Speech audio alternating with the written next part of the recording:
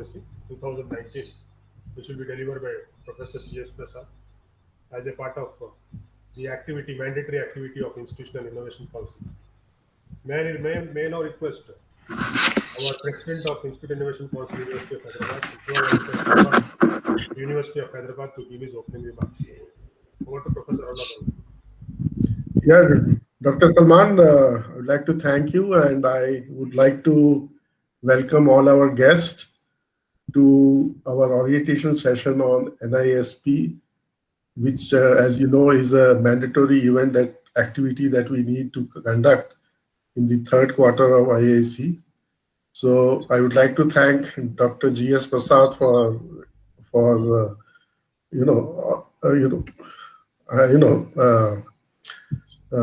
coming forward and seeing that this activity is convened at the earliest.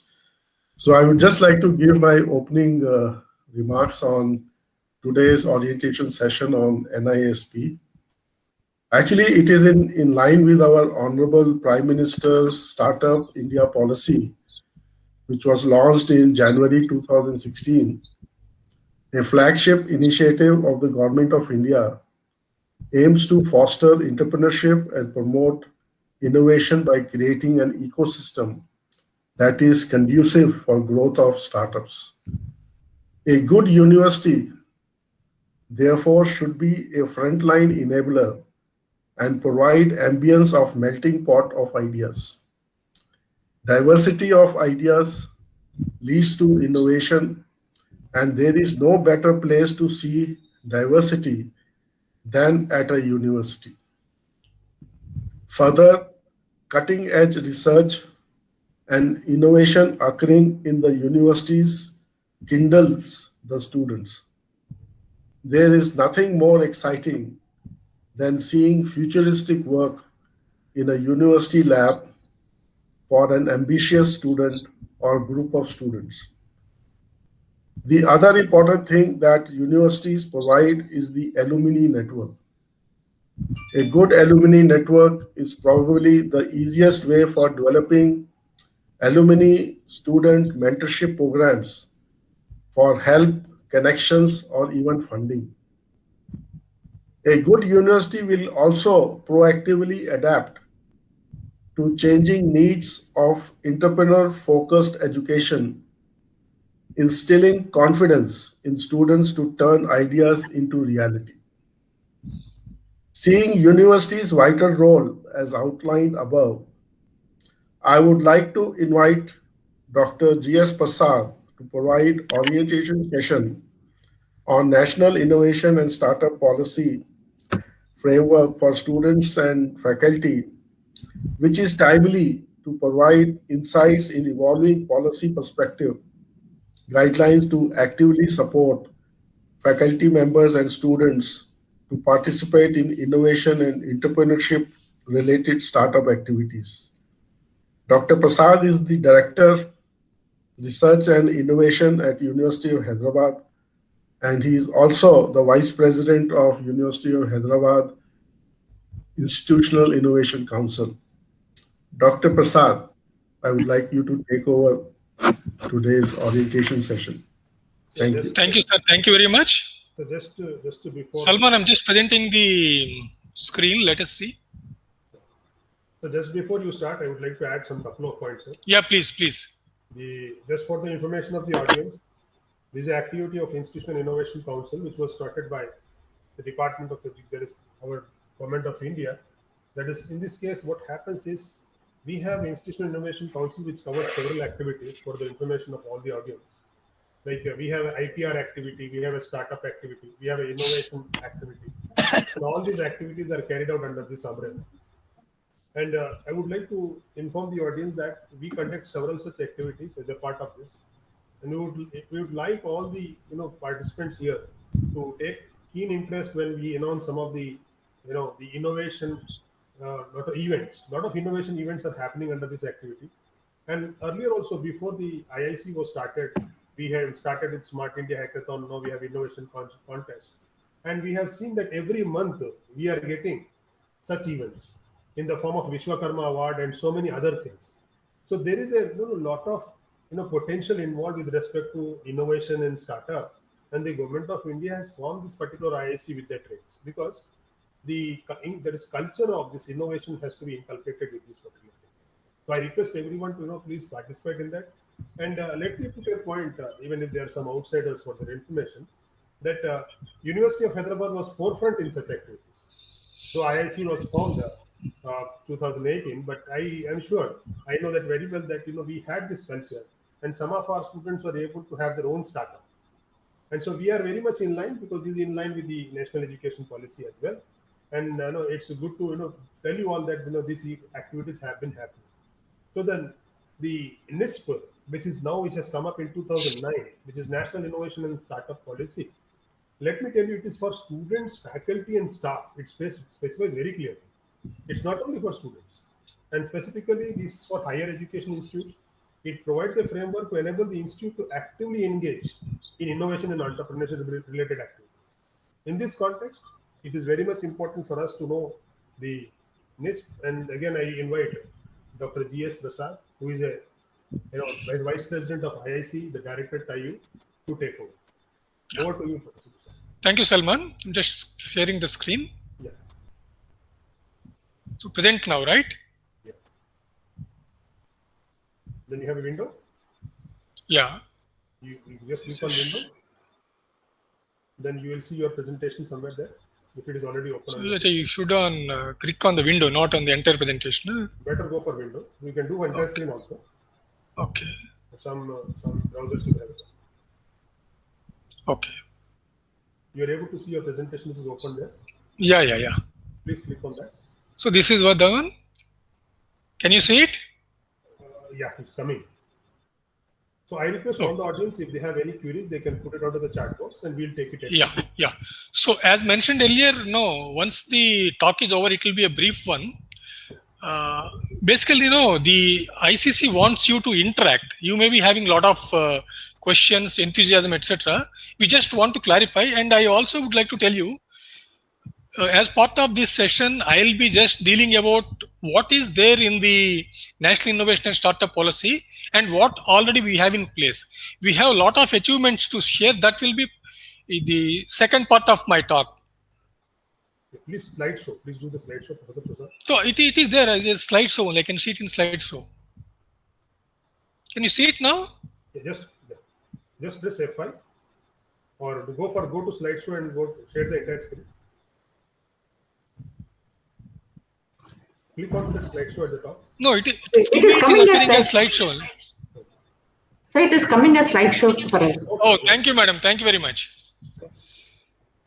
So, welcome you all to this orientation session on National Innovation and Startup Policy.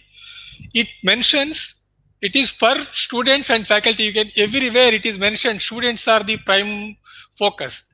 But as you go into the details of the policy, it also includes, besides students and faculty, it also includes the other staff members, including research staff who are temporary staff also. So let us see how it was originated. See, actually, AICTE has released a startup policy in 2016. When there were interactions on implementing this startup and action policy, and when they got a lot of feedbacks, they have realized that a more comprehensive and document applicable to all higher educational institutes has to be made. Then MHRD has created a 15-member expert committee comprising of renowned academicians, researchers, and industry people. And it deliberated for a couple of months on IP ownership, revenue sharing, norms for technology transfer, etc. And ultimately came up with a policy which is known as National Innovation and Startup Policy for students and faculty. And let us see who are the members of this committee. The committee was headed by Professor Ashok Junjanwala, who is the professor at IIT Madras, and it has members from MHRD, AICTE, etc., University Grants Commission, IIM. If you see that Professor G. Raghuram of Indian Institute of Management, Bangalore is a member, and Anil Deshpande, Chairman, Managing Director, Persistent Systems, Pune, and there is a Director of IIT, Kanpur, IIT Hyderabad. Our Vice Chancellor, Professor Apparao Padule, is also a member, probably only one member from the entire university system. And we have a couple of members from the NIT, Gujarat Innovation Council, and Director IIT Guwahati also. Okay. So these are the members of the committee. If you can see, Professor Ashok Jhunjhunwala is the chairman, and others members are from the IIT Kanpur, IIT Guwahati, IIT Hyderabad, and our Vice Chancellor is also there. Right? And this was officially launched by the Honorable Minister of Human Resource Development on 11th September. So basically, the policy intends to guide higher education institutes to promote students and faculty-driven innovation and startups. Basically, it wants to leverage the potential of students' problem-solving and entrepreneurial mindset. We have to remember that our students are really enterprising. They are looking for the opportunities. Basically, the NISP gives us the guidelines, how to motivate them, how to encourage them, how to put the systems in place, how to run them. Okay. So this is the cover page of the National Innovation Policy, and it is available on the AICTE and Ministry of Education website. At some places you still see MHRD, because when it was released, it was MHRD, now it is Ministry of Education. So as our President, Professor Agarwal, was mentioning, India is ambitiously planning to become a $5 trillion economy by 2024. How do you achieve that? If you can convert our high quality technical human resource capable of doing cutting edge research to the innovation and entrepreneurship. See, basically NISP envisions that an education system oriented towards startups and entrepreneurship opportunities for students and faculty can achieve this. It also says that as of now, innovation is still not the epicenter of our education. It requires cultural and attitudinal shift. It also says that innovation and startups should become the primary fulcrum of our education. Basically, it enables the higher education institute to support their students, staff, and faculty in innovation and entrepreneurship related activities. Another thing is, as of now, there are no uniform guidelines. Basically, NISP 2019 says that it hopes and aspires that these guidelines will enable the universities to have common uniform innovation policies across all the universities. And at the same time, it also gives a lot of flexibility to the institutes to create their own guidelines. So this entire NISP is presented in 10 chapters. I try to briefly give you what is there in each chapter and actually where do we stand. See, what I tried while going through the National Innovation and Startup Policy, I realized probably we are, compared to several universities, we are way ahead in formulating the policies, implementing them, etc. But we are slightly lagging behind the Indian Institute of Technologies and IISc. As I go through the presentation, you will realize that. Suppose it says that higher education institutes should formulate the startup policy in accordance with the NISP. It has to be, there should not be any stringent control. It has to be in a friendly manner. And the institute should assign the responsibility to a senior person at the level of dean, director, or equivalent position with less hierarchy and more autonomy. It has to promote intra and inter-institutional relations. And for doing all this, where do you get the money? Resource mobilization, it also says that if the institutes can afford, they can set aside 1% of the total annual budget for the innovation activities. It also suggests you can raise funding from diverse sources, state and central government agencies. And you can also go to the companies and request them for CSR funding under Section 138 of the Company Act. This is for the incubation activities. And you can also take sponsorship and donation from Alumni Network, as Professor Agarwal was mentioning. Alumni Network, probably as of now, we have not completely tapped the potential of our Alumni Network. And all institutions should join the Institution Innovation Council. Professor Salman and Professor Agarwal have already explained that we are a member of that, participate in the institutional several hackathons, and we also have to participate in the Atal ranking of the Atal rankings, shortly known as ARIIA. So where do we stand? Through our IIC, we are participating actively in smart hackathons, mostly from the computer center. In fact, 2018, our students won first prize in one of the India level Smart India hackathons, thanks to our single point of contact, Dr. Forgetting her name, Swarupa Garu, thank you. And we also have Indian Institution Innovation Council headed by Professor Agarwal. And earlier I was the secretary, now it is the Professor Salman, and compared to me, he's doing a lot of work, lot of activities, more enthusiasm. Of course, now we are discussing about the National Innovation Policy. And once people who are successful in the Smart India Hackathon at the national level, the Innovation Council, National Innovation Council is giving them opportunities to participate in international hackathons held in some of the Asian countries like Singapore, Korea, etc. Okay. Now, so we are also participating in the Atal Innovation Rankings. I'm happy to share with you in the 2020 ranks, which were released by Sri Venkaiah Naidu Garu a couple of months back. We stood 10th among the institutes of national importance, central universities, CFTIs, etc. You can see all IITs, IISc, we are the only university in this. And this is the certificate given to us. Okay. And institute should take active role in emphasizing what is the importance of the innovation and entrepreneurial activities. It should be known to people across the university, be it the students, staff, faculty, etc., in the form of conferences, workshops, etc. We keep on organizing such workshops periodically. Activities should be across the centers, departments, faculties within the HEI. So this time Salman took initiative to create find out the volunteers from practically probably all the departments. Now we have the Innovation Council members, student members in probably all the departments. We have to formulate the student and faculty startup policy and action plan at the university level. So as of now, we have the startup policy for the faculty. Soon we are going to extend this to our students also.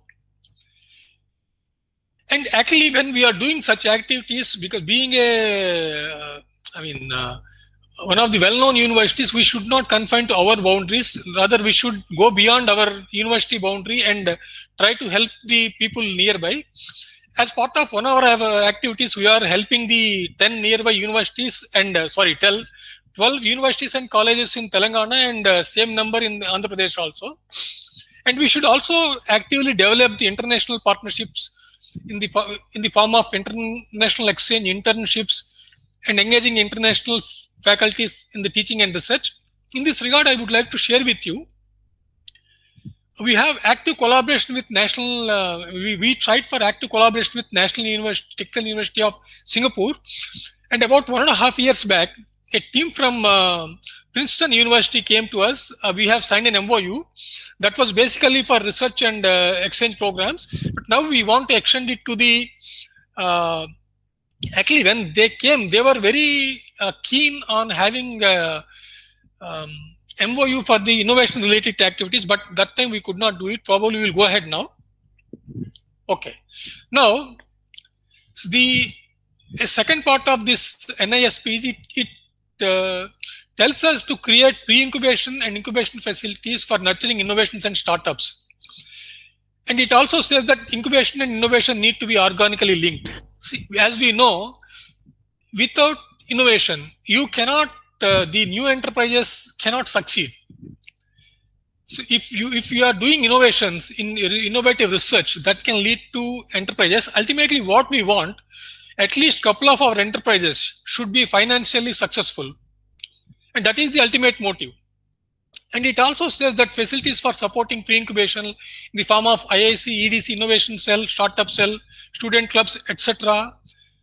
have to be started. Fortunately, we have most of them in place. And it also says that pre-incubation and incubation facility should be accessible to 24/7 to the students. So once my talk is over, probably I request our president, Professor Agarwal, to share about this pre-incubation facility and his efforts in securing funding from one of our alumni. And it also says that create a incubation technology commercialization unit. In fact, I think, as I was telling, our institute is much ahead of time. We have already created such a unit. We call it Technology Industrialization Entrepreneurship Unit in 2018.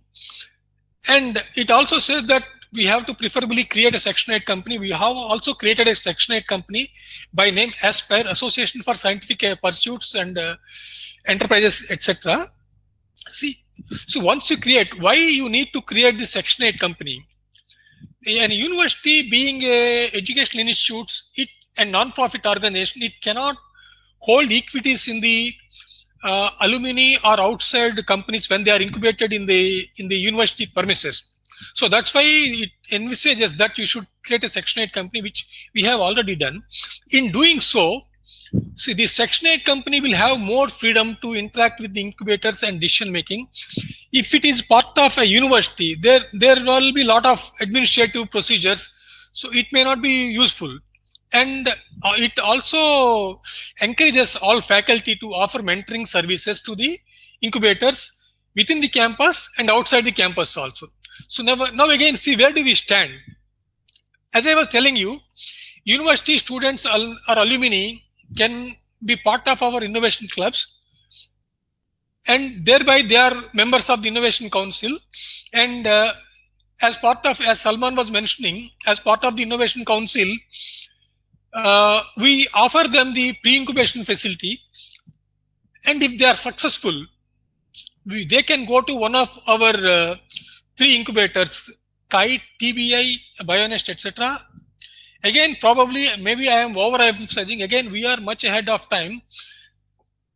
Probably University of Hyderabad is one of the first universities to establish technology business incubator way back in 2011, about 10 years back. And in 2015, we have established TIDE. And in 2018, we have established our 3rd incubator, BioNest. I will not go into details because this will be part of my 2nd lecture, maybe sometime next month. Okay. It also suggests how to nurture the innovation and startups. So we have to enable the mechanisms for creation and nurturing of startups by our students, staff. It also says the emphasizes, including temporary or project staff who have affiliation with the university, faculty and alumni. And in case if you have to give the access to incubation facility by the students, staff, etc., on mutually acceptable time frame. See, if you have already developed technologies or patents available with the university, they can be licensed to, which are normally owned by the university, they can be licensed to our faculty and staffs on easily accessible terms. We also allow setting up a startup and working part-time for the students while they are studying and working. This will be more elaborate in the coming slides. And it also says that this is specifically for students who are listening. See, they can earn credits from working on innovative prototypes, business models, etc. They may be also allowed to opt for a startup in place of their mini project, major project, seminar, summer training, etc. A startup can be interdisciplinary or multidisciplinary. See, it cautions one. See, normally when we are doing our ongoing research, this cannot be part of your innovative project. This has to be different from the work the ongoing research should be different from your startup or innovation activity. It is very clear. And who will decide that also? It will explain in the next slide. Students should be allowed to use their address of the institute to register the company. See, normally what happens, suppose say there are some students who are enthusiastic to start a company. Which address they have to use? So there is a flexibility. They can use the university address for their startup company, and the more freedom you can just see, they are allowed to sit for the examination even if they have little less attendance, of course, with due permission from the institute. Then again, who will decide? A committee constituted by the committee. Even they can take a semester or year break from their work to join the startup and come back to join the course. They can earn credits from their efforts while creating enterprise.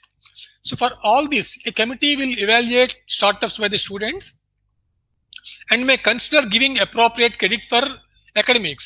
And probably we will make it into a policy, then it becomes much easier. Even for the faculty, they can take off a semester or year, they can take a sabbatical, unpaid leave or EL and come back to work. It also allows the students and faculty to use the infrastructure facilities for the part-time entrepreneurship. It also should provide the mentoring support on regular basis, facilitate them and help them in fundraising. So if some of the innovations are matured, and we can link them to the seed fund providers, angel funds, ventures, capitalists, etc. Again, these are explained in detail in some of the coming slides. Okay. So suppose if a student or faculty would like to opt for a incubation facility in the institute, it says the guidelines.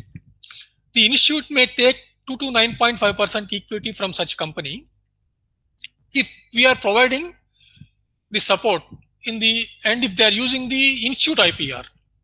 If the institute wants to take the shares, it should not be more than 20% of the shares held by the faculty or students who are drawing. If in case of faculty, if they are drawing full salary from the institute can take 20% of the shares from that faculty for their incubation. Again, of course, it is in the mutually agreeable terms.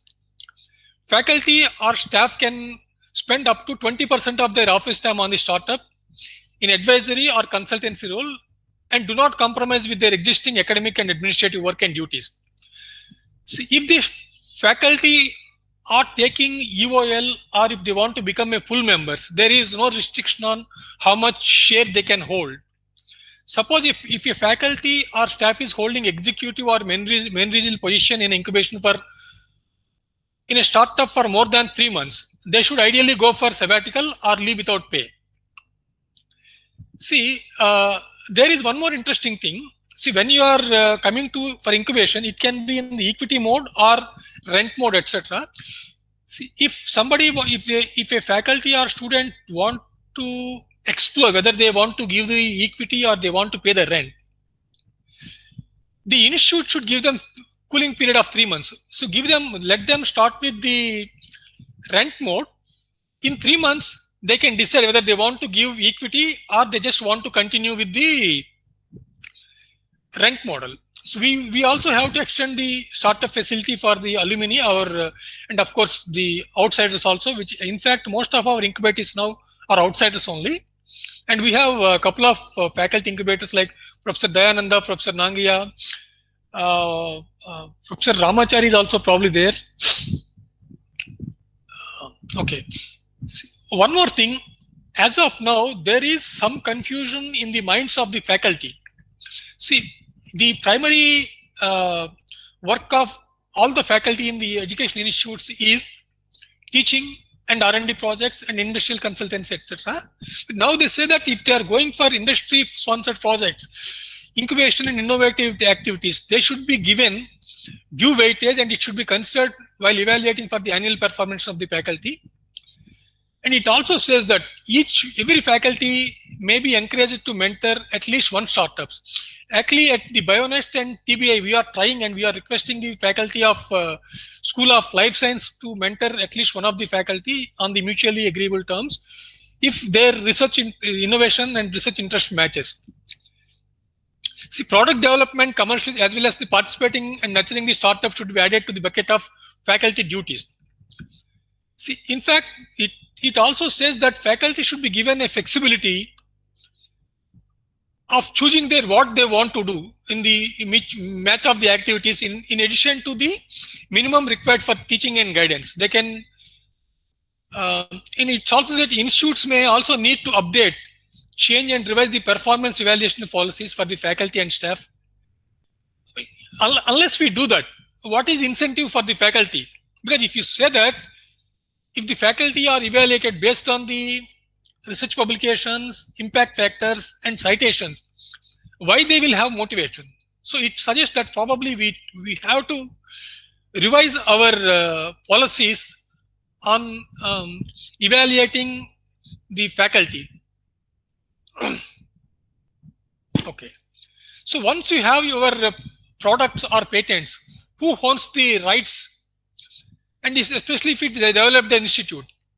If the institute facilities and funds are used, or when the IP are developed as part of the research activity, it says that IPR is jointly owned by the inventors and the institute. See, as of now, what we do, we have the so-called IPR cell in place. If somebody comes to us, we normally suggest them, you first get your work evaluated and get the report if it is worth filing the patent. But if their report says that it is worth filing the patent, then institutes funds the filing the patents and takes care of that. And I would like to emphasize, it is always the faculty or students who are contributing for that IPR. They are the inventors of the IPR generated, and normally the IPR is issued on the name of the organization where the faculty or students are working. So inventors and institute could together license the product IPR to any commercial organizations. The license fee could be either a mix of upfront fee or one-time technology transfer fees, so royalty as a percentage or on the times, and shares in the company licensing and the product. So in fact, we are negotiating with a company with one or two technologies developed by our faculty. Hopefully we will be successful in the couple of months. We may not get big money, but at least we just want to make a small beginning. So if one of the inventors wish to incubate a company and license the product to this company, it also says that the royalty should not be more than 4% of the sale price. So unless if it is a software product. If it is a software product, it can be done on the mutually negotiable term. In case if it is shares, again, shares also should be not more than 4%. So in the last point, I don't know whether if you are able to see it or not, institute may not be allowed to hold the equity as per the current statute. So as a result, they have to create a Section 8 company, which we have already done. Okay.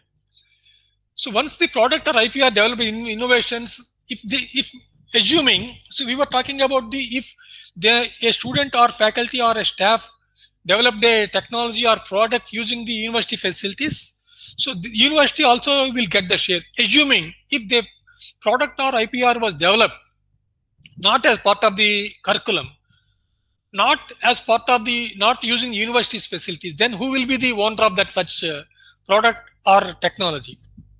It says that it suggests that it should be the faculty or the student.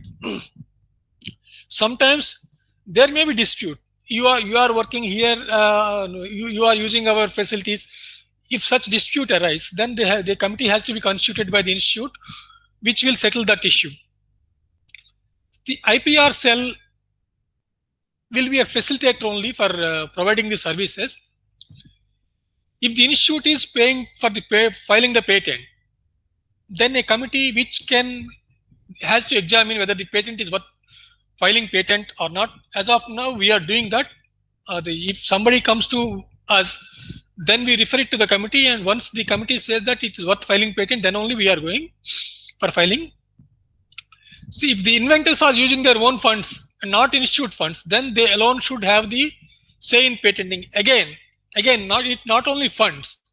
If they are using their funds and they are not using university facilities, then it is their IPR. If they are using their own funds but using the institute facility, then it has to be joint owners.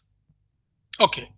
So I was telling we are slightly ahead of other institute in terms of taking innovation forward. So if you can see what mechanisms are already placed much before the National Innovation Policy came into existence, we have created the state-of-art infrastructure nurturing innovations and entrepreneurship. So I have joined as a professor of innovation studies in 2018.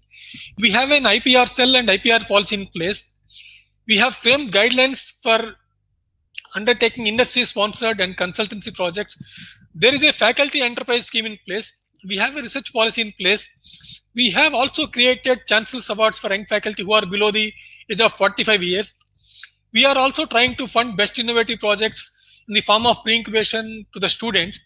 There are innovation clubs in some of the centers. We regularly organize ChemFest, BioFest, boot camps, startup yatras, enterprise training programs, etc.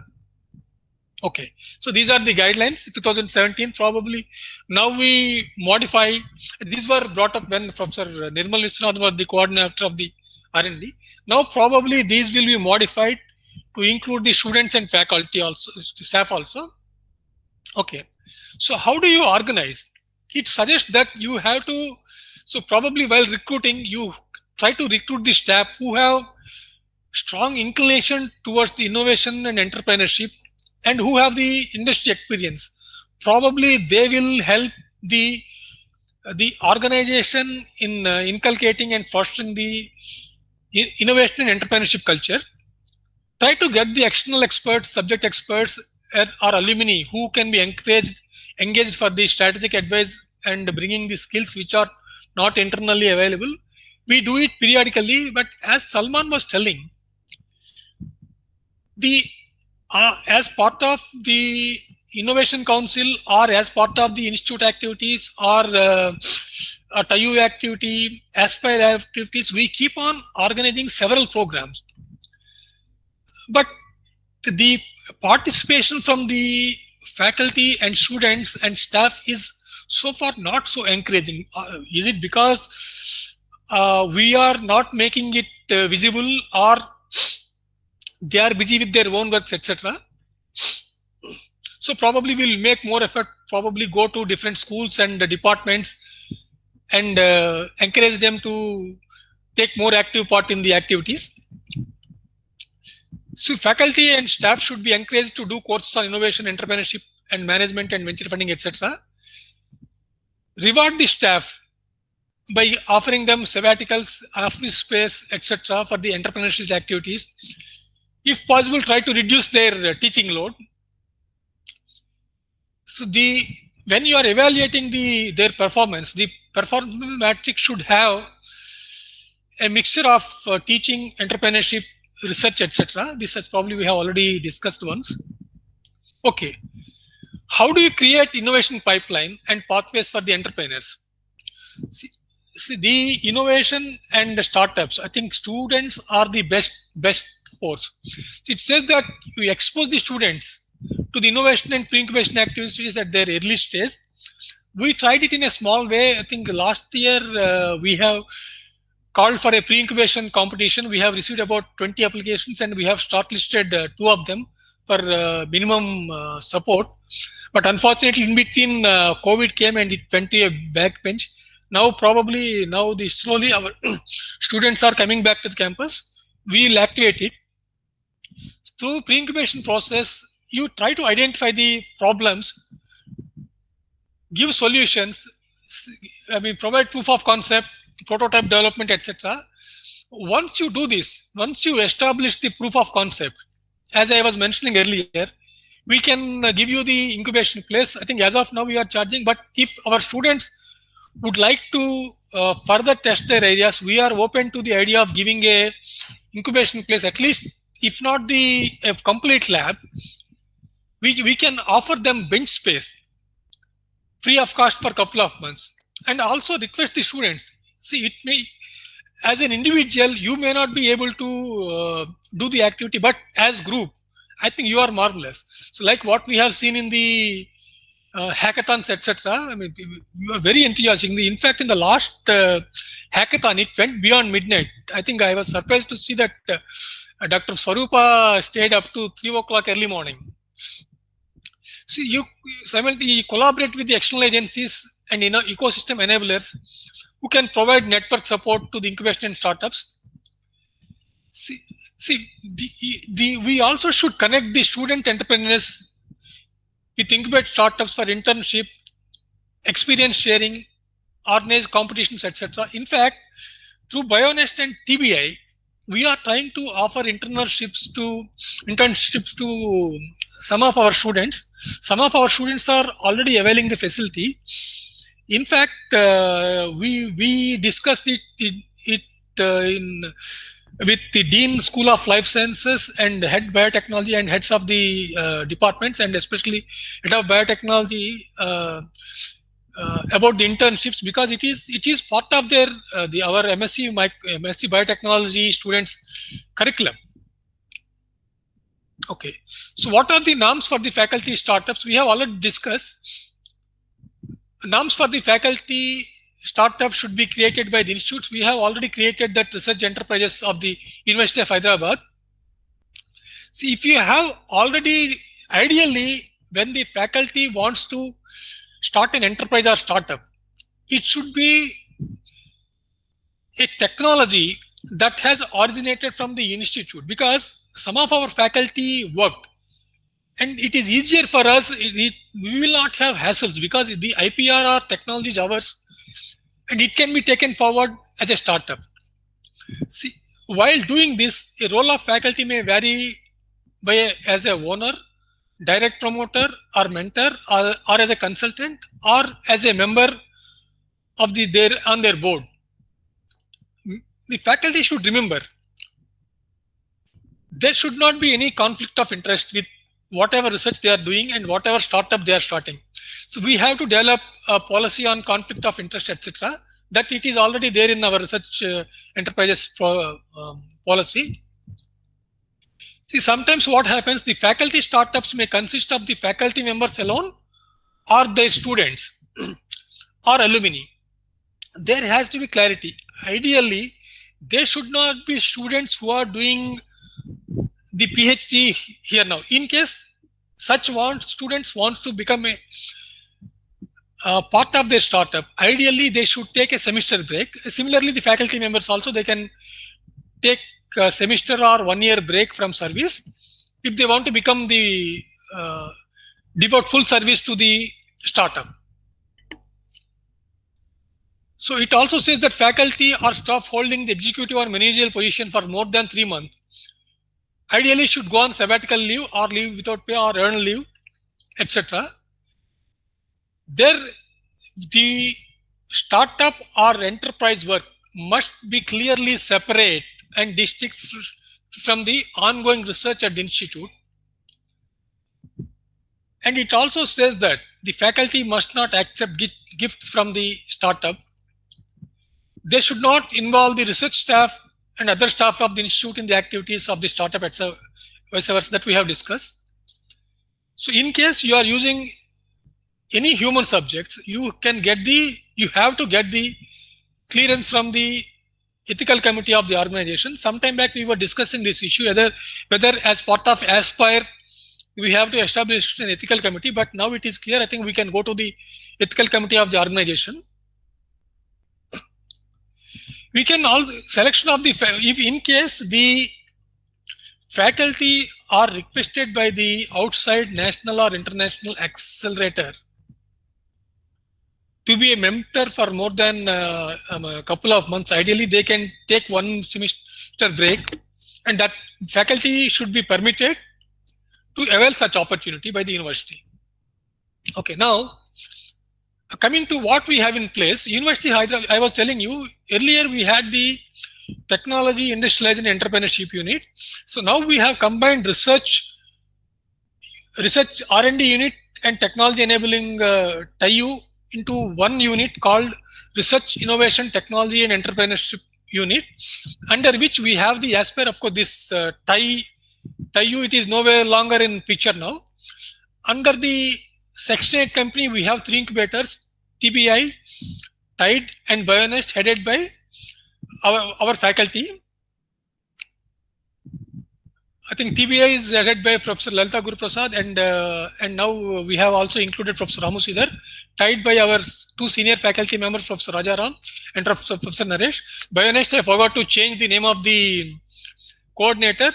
Professor Reddanna was instrumental in establishing and nurturing the BioNest till recently. As he has superannuated, as per the rules, we have requested Professor Rajgopal to coordinate the activities of BioNest. He is following the footsteps of Professor Reddanna with guidance from the Professor Reddanna and Professor Yogesh Rao Garu, who has contributed a lot in establishing the Section 8 company and guiding us from the beginning and even now also. Thanks a lot to two of these senior colleagues, Professor Yogesh Rao Garu and Professor Reddy Garu, for all your support and encouragement. And with their guidance, we have a lot of support from the several industry colleagues who are members of our various project advisory committees of TBI, TIDE and BioNest. Okay. So as suggested in the National Innovation Startup Policy, we already have collaborations with a lot of national and international agencies. Okay, so now it also, I'm not going into details because of the paucity of the time. It also said that we have to tweak our syllabus to include the IPR and innovation related activities as part of our curriculum. And it also says that we should start a MBA on innovation entrepreneurship, etc. as per the AICTE guidelines. Already our School of Business Management Studies is offering one semester course on entrepreneurship. Okay. It also says that you collaborate and co-create the business relationship and knowledge exchange, etc. We have, of course, already have the guidelines or policies in the place. And it also says that you create the repository of ideas, POCs, innovations. So most of the times what happens, the students who have very good ideas or proof of concepts, innovations, etc., they may start, if they are interested, they may start the startups, or sometimes what happens, they may leave for the jobs. And this idea, whatever is generated, it is gone midway. So it also suggests we have to have a repository of such ideas, POCs, innovations, etc., so that at a later stage, if some other student wants to pursue such idea, they can collaborate with the earlier students or faculty, and with their collaboration, then they can take that idea forward. Okay. Once you all this, how are you going to assess? Suppose, see, I was explaining you, we are doing a lot of innovation and entrepreneurship activities for the last 3 years or so, or 5 years. Where do we stand? How do we assess that? So what we can do, we can assess in the terms of how much pre-incubation we have created, how much incubation, how many incubators are there. For example, in the university at present, there are close to 40 incubators in 3 incubation centers, probably the largest in the entire the university system in the country, except the IITs and IISc. The information about the impact of the activities should be actively used and for developing the new strategies. So measuring the success should be in terms of sustainable socially, how successful they are in financial, how successful they are in the terms of technological impact in the market. Again, due to paucity of the time, I am not going into the details. In fact, we have very interesting success stories from some of our incubators, especially in COVID-related activities. That again, I think probably I'll discuss in one of my next talks.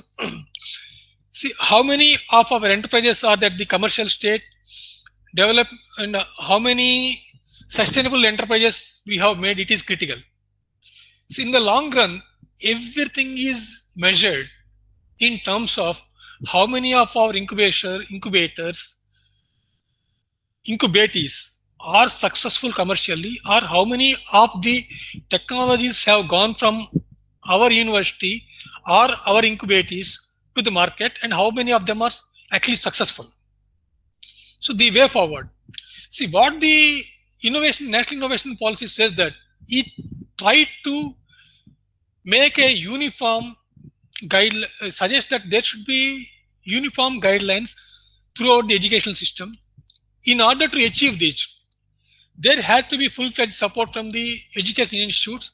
We are lucky that we have a lot of support from the university. Again, it says that these are only broad guidelines. If required, institute may develop their own guidelines depending on the matrices what they have. It also suggests that the institutes are expected to make the already available infrastructure as much as possible to the faculty and students, the implementation of the suggested measures. Okay, now, so we were talking about the 5 trillion GDP by 2024. Can we achieve that? If so, how do you achieve that? If you see that the Indian higher education system is considered as one of the largest in the world in terms of number of higher education institutions. It stands among the top 3 in terms of number of startup ecosystems. If you see in the last 10 years, our education system has grown up by 79%. There are about 41,435 higher educational institutes in the country, and there are close to 3,000 students. So when we have such a human capital, especially in terms of young, enthusiastic, bubbling students, we can easily achieve this 5 trillion GDP economy by 2024. So let us see how we are progressing as a country in the last 5-6 years. So innovation and technology and startups are key instruments we realize, and the government has realized. Innovation, technology, and startups are the key instruments to gear up for the socio-economic and development process. So we have to adopt reformative policy approaches to get out of this job seekers tag to the job providing entrepreneurs. Then innovators and entrepreneurs definitely will help us in improving our position in the Global Innovation Index. As you can see, we have jumped almost, I think, 33 places in the last 5 years, from 81 position in 2015 to 48 position in 2020. And we are ranked at the top among the Central and South Asian, and the nation has further catalyzed by the government's pro-innovation activities. Our aim by probably 2024 is to reach in the Global Innovation Index among the top 30. With this, I stop here, and now the session is open for discussion. Thank you all. Thank you, Dr. Prasad. Yeah, the session is open now. If you have any questions, you can please answer. Yeah, Dr. Salman, I think I would just like to add a point which Dr. Prasad had mentioned that I should mention. Yes, sir, about that pre-incubation thing. Yeah, about the Innovation Club and other activities. So I would just like to add to what lot of bandwidth Dr. Prasad's lecture has shown as to what has been happening in University of Hyderabad. So to add to a point which Prasad was mentioning, I would like to put on record our sincere thanks to our Vice Chancellor that he has agreed to give us some space and some seed money for launching Innovation Club. As you would have seen in the slides of Dr. Prasad, the students and faculty would be allowed to make use of this Innovation Club and see if some interesting ideas can be, hand handling of IoT devices and kits can be used, which will be kept there. So I would like to thank the space which will be provided to Innovation Club. We would like to thank the coordinators of TIDE, Dr. G. Rajaram and Dr. Naresh Sharma, for during the discussion they showed interest in seeding us with some space to start Innovation Club, and the Vice Chancellor for seeding us for initial funds. IIC has taken additional step of approaching some private companies whether they can fund this Innovation Club. So I'm happy to report that one of our ex-alumni, Mr. A. Kishore Dutt, who was the first batch MCA student of this university, he also is the president of Zen Technologies Limited, and we are fortunate that he had enthusiastically responded to our request, and he has assured us that he will provide IoT-based devices, then sensors that are required, kits that are required, which will infuse students, which will help to see that the student ideas are translated into some kind of a prototype demonstration model. And once they are successful, then we can also compete at a national level, smart hackathon events and things like that. So I would like to record our thanks and for everybody who has contributed to see that the Innovation Club is launched soon, probably in another 15-20 days. We would like to make that announcement. And then the idea of pre-incubation is that once these students who do some innovation in our Innovation Club and they participate in the national event like Smart Hackathon, and if they are in top 5, if they come and receive some awards and honor, then the facilities which Dr. Prasad has mentioned, they will be given a pre-incubation space inside University of Hyderabad to see that they are able to develop their ideas further. So these were the 2 points that I just wanted to add to what Dr. G.S. Prasad was mentioning. So now I think I will pass on the baton to Dr. Salman, and he can probably coordinate question answering session if it's required. Dr. Salman. Thank you, sir. So if there are any questions, the session is open. So if the candidates have any, participants have any questions, please do ask. Sir, good morning, sir. This is Dr. Nagamani. Nagamani Garu, good morning. Good morning, sir. Thank you very much for this wonderful session. Actually, I was looking for these inputs. So I thank to Professor Agarwal, sir, Salman, sir, you and Rajaram, sir, all this thing, inputs. Sir, mainly my question is, actually, I was following all these things and I was interacting with the Prasad sir and also the Rajaram sir and Ramakrishna. Yeah, you are very sincere in attending all the activities. And I have started after seeing the September this thing. I was proceeding to start up kind of thing. Me and one of my MTech student, now he is the alumni kind of thing. We have started a firm which is related to the artificial intelligence and electronics and computer science related works kind of thing. But unfortunately, the COVID and other thing, we could not make it.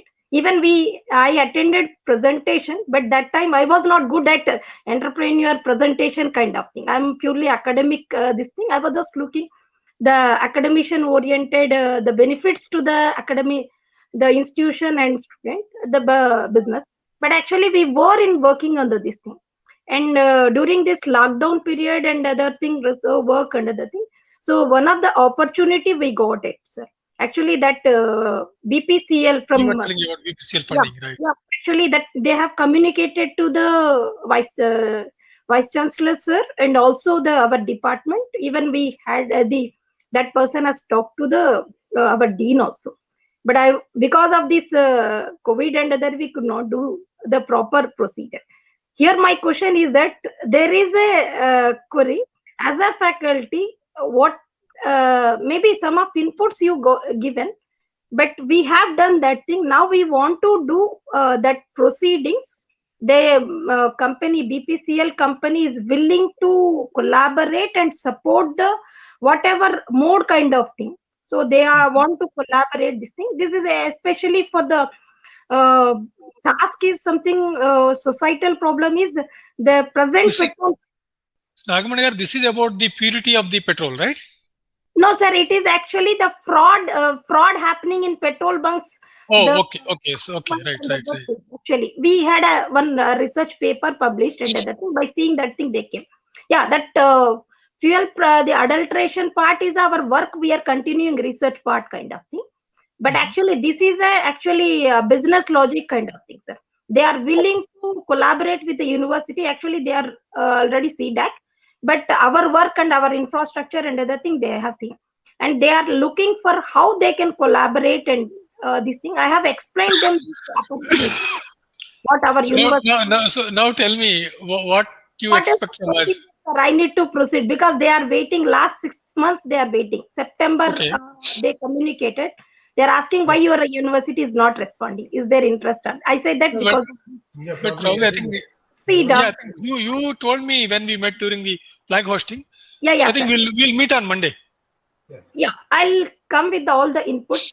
Sure. If you can support, then it will be a good opportunity for the faculty entrepreneur. Otherwise, last 2 years we are struggling to set up. Let us see the feasibility. I think we will also, I think probably request Professor Agarwal to guide us. Yes, sir. Maybe. I think. I think in Nagamani, like Dr. Prasad said, we have understood the issue, and I think it will be good that we all can meet and discuss and really see how we can take it forward. Right.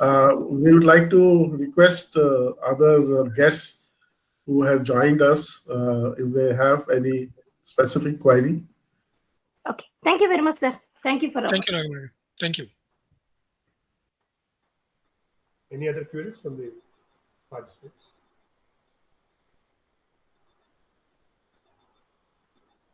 Dr. Ashok, I thought you may have some questions.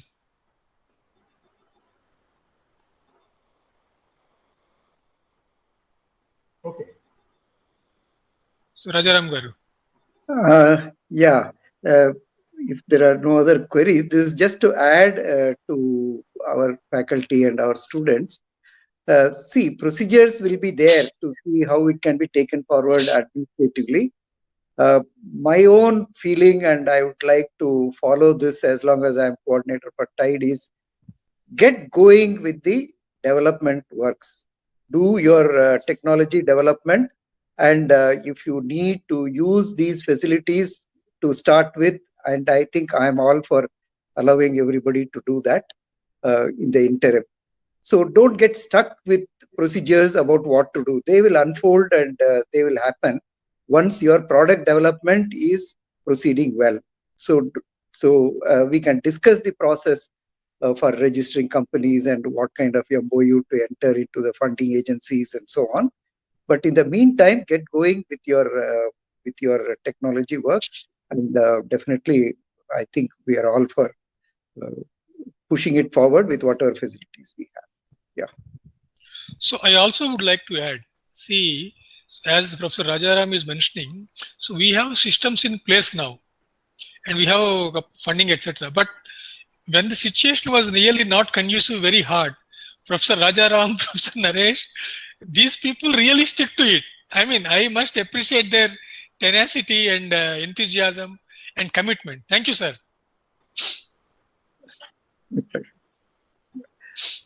One suggestion is, if your slides have given a very good details about statements of intent, maybe based on this we can have something like a flow chart for people to follow with specific contacts, by designation, with telephone numbers and emails, and about the process for anybody like Professor Dr. Nagamani to follow when they want to establish this kind of innovative activities. No, in fact, yesterday, on the way I met Dr. Ashok Udayagiri, and we were discussing.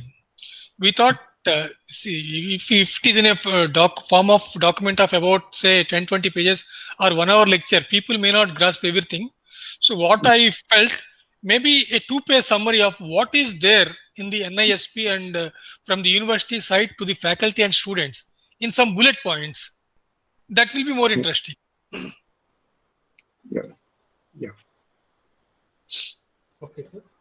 So, I think since many students are there, sorry to monopolize the conversation, it would have been nice to actually highlight some of the innovative activities which have come up from the student level, student projects and faculty.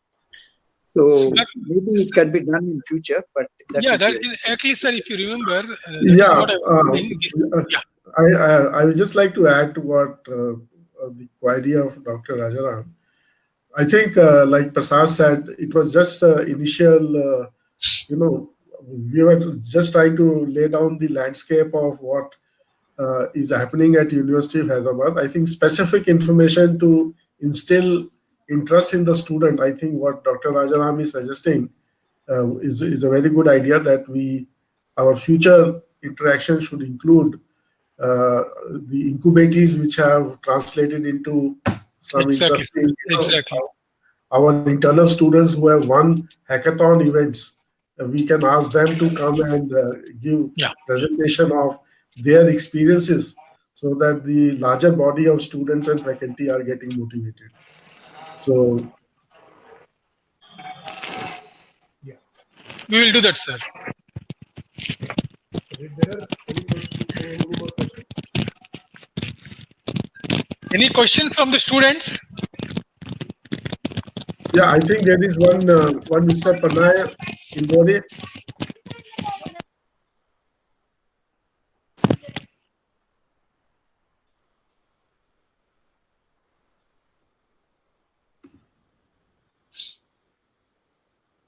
Yeah, I think Dr. Salman, if there are no further queries, I think you can conclude and let us. If there are no further questions, I thank specifically Dr. Prasad for enlightening us on this list. And I also thank our president, IIC, Professor Arun Agarwal, and all the participants who took their time. But we want your entire support to take these activities forward. So things are very open that we can participate in this list. We can even the students can participate with credit transfers into the entrepreneurship and innovation. Faculty can devote up to 20% of time. These were the key highlights. I thank Professor Prasad for sparing his time and enlightening on this. And based on the suggestions and the questions coming up, we'll take these things forward. And in fact, we have also decided to get some of these students incubators on the IIC board as well. So with this thing, I thank everyone who joined this. And please be in touch with us, and we'll be announcing many such activities and events.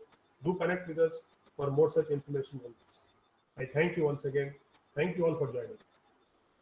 So thank you all for joining. So thank you, Agarwal sir. Okay, sir. Thank you for coming forward and arranging this interesting, informative orientation session. Thank you, sir.